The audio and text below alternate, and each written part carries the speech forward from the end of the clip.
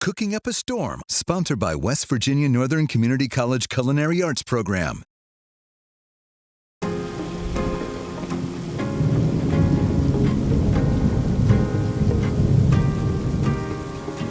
We're cooking up a storm, a special St. Patty's Day edition. If you're having a crowd over for St. Patrick's Day, you want something to make, I got something for you. I'm calling these Irish Potachos.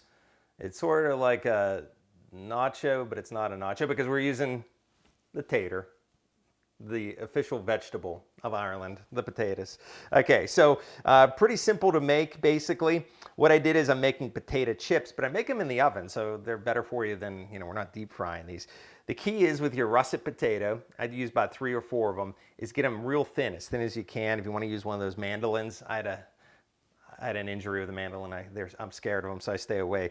But cut them as thin as you can. You can just use a knife like I did right here. Then you're going to mix it with basically 4 ingredients. Smoked paprika, onion powder, and garlic powder. And then I took some olive oil, 3 tablespoons of olive oil.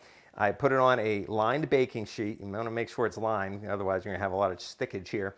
And I cooked it at 400 degrees for 20 minutes on one side. When 20 minutes went by, I flipped it on the other side 20 minutes. Some of these may have been a little crisp, but hey, I like my potatoes a little crisp. So that's the first part of it. We're just making the potato chip. The second part is layering it. So I have something that you can go in the oven. This particular skillet can go in the oven. You can use a cast iron skillet. That would be good for that as well. And I'm just layering my potatoes. I'm going to put in some green onions on top. Just a little bit green onion. And now I'm going to add some bacon that I already had cooked. So this is cooked bacon. Make sure it's cooked. You don't want to put raw bacon on your Irish potachos. And of course, if we're talking about like nachos, we need cheese, lots of cheese right here. Cheese is the gooey goodness. And then we're just going to repeat these layers over and over again until we run out of taters. So we're just going to add potatoes until we run out. It's almost like putting together a lasagna with potato chips here. And I think, you're having people over, a couple Guinnesses, and you need a little appetizer for them. This would be a good dish to make for St. Patty's Day plans, or even just the kids. My son, we'd always, every St. Patrick's Day, he tries to trap the leprechaun. The leprechaun, he pays him a visit every St. Patrick's Day, and he leaves a trail of goodies all across the house. So the kids, they would even like this too. So Declan wakes up on St. Patrick's Day morning. He's looking for the leprechaun. He never has caught the leprechaun. He made a leprechaun catcher with a shoebox, but never caught the leprechaun. Of course, leprechauns, they like to get their exercise in. You would think they would jog, but they don't like to jog. They prefer to do the jig instead, so they don't like to jog quite as much. Little leprechaun humor there for you as we layer our potachos.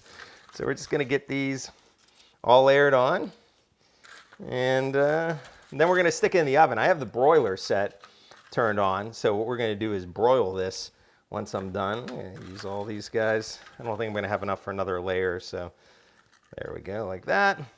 Use the rest of our green onions that are chopped up and washed, and the rest of our bacon, and of course the cheese, which sort of binds everything together. By the way, the cheese I'm just using like a Colby Jack mixture, and I think I have a sharp cheddar that I shredded. If you want, you can get fancy. They have all kind of different cheeses out for St. Patrick's Day. They come from Ireland this time of year. I wish I would have had actually a little bit more cheese to put on the top. But there's a lot there in the middle. But you could get fancy. They have a cheddar with a porter, with an Irish porter. You could use that. Use any kind of cheese you want. Then I'm going to stick this in the oven. It's on the broiler. And that's hot. It's going to be real hot when I pull it out. So while that's broiling, I figure, of course, you got to have a Guinness for St. Patrick's Day, right? The official drink of St. Patrick's Day. I was lucky enough to visit the, I got to tilt when you pour one of these guys, make sure it's at a 45-degree angle like that. But I was lucky enough when I was in Ireland to visit where they make the Guinness, and I went on a tour, and I got to pour my own Guinness, which was like the highlight of the trip. But when you're over there, the bartenders, they are so skilled. They can like pour the Guinness, and then on top they're able somehow to make shamrock. See, I can't do that with a can at least, but that's what a good Guinness is. I love the darkness, how it gets lighter up the top. And when you're in Ireland, the toast is always sláinte, and that's for good health. So here's a drinker's prayer that I got in Ireland. I want to share with everyone. And I liked it because it had some weather to it, you know. May the winds blow and barley grow. May Guinness flow in rivers. May we drink our fill from that and still, but not destroy our livers. Sláinte. I thought that's a great Irish toast for St. Paddy's Day. It's the drinker's prayer in Ireland. And there's the leprechaun. We found him. I have to tell my son Declan, we found the leprechaun. If you've never had a Guinness, I know some people are afraid of it because it's dark in color. It's like a milkshake, I swear. Okay, I'm gonna get a check on these guys because we don't want these to burn too much. And it looks like they are pretty much done. Our Irish potachos. This is gonna be hot. I just realized I don't have a serving dish to put them on, but we'll just eat them out of the skillet. But you probably don't want to do that when you have friends over because this skillet is piping hot because it was in the oven. And then one little thing I'd probably do to it is add a little bit of sour cream. It's optional, but I think a nice layer of sour cream on top is good. And then you just dig in, get a little sour cream, get some cheese. Those are good. Tell you what, you put these out on the table, you serve a Guinness, your friends, they're gonna be gone in 5 minutes. I guarantee you. If it's not your friends eating them, it's a leprechaun. He's gonna take them. Sláinte. Happy St. Patrick's Day out there. We're cooking up a storm. We'll see you next time. I was the first in my family to go to college. I was looking to switch careers. I wanted the highest quality, but most affordable option for a degree.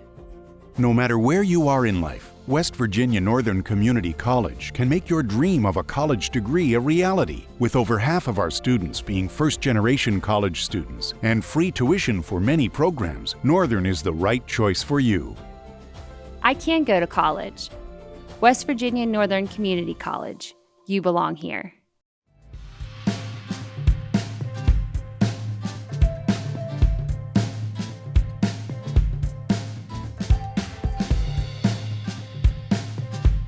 Cooking Up a Storm, sponsored by West Virginia Northern Community College Culinary Arts Program.